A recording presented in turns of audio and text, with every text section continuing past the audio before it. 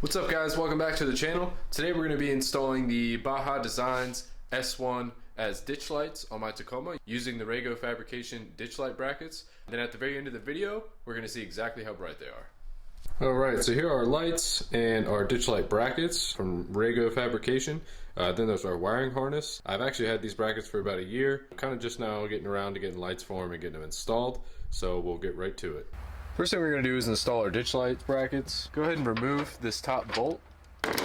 Then go ahead and grab your driver's side bracket, and you can tell by the shape on which one goes where.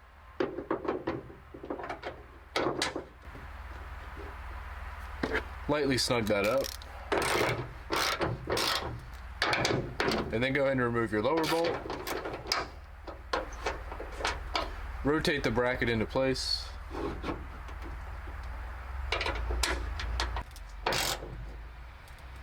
And then go ahead and snug both of your bolts up and make sure they're nice and tight. And then repeat this step for the other side. With our ditch light brackets installed, we went ahead and shut the hood. And now we're going to actually bolt our lights themselves to the brackets. Baja Designs actually provides the hardware for this. It's an 11mm bolt and 11mm nut.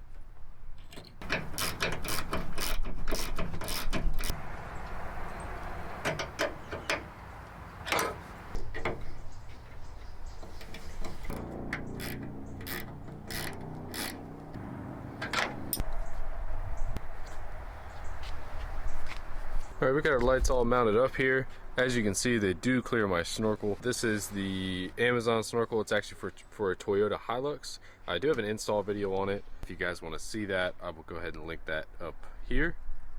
Next, we're going to work on the wiring harness. So the amount of leads that they actually give you for this harness is it's a lot extra, but they do give you another connector. And I assume they do that way so you can actually shorten your leads once you figure out exactly how long they're going to be. So here's our relay. Coming off this is our fuse and our power and ground. If you were just hooking this to a battery, you would hook this to your power and ground, and then you'd run your wire for your switch inside and be done. I'm going to be hooking mine to this fuse box. So actually I'm going to be deleting this fuse and putting some new leads on the end of this, because they are going to connect to my power and then my ground here. And I also have a whole video on this power management setup as well if you're interested. Alright, how I'm going to run the wires into the cab for my switch.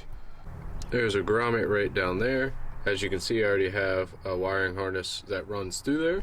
And just to zoom out and show you where it's at, straight back to the side of the brake fluid reservoir.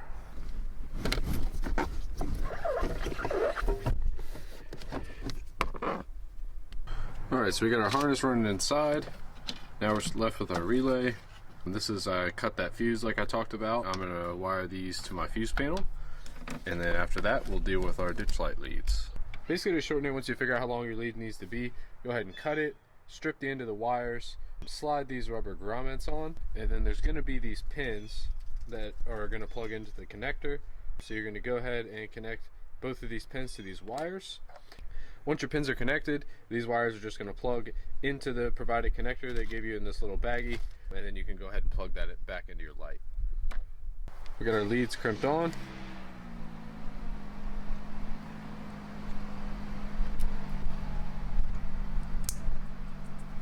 There we go, and as simple as that. Now it's ready to be plugged into our lights.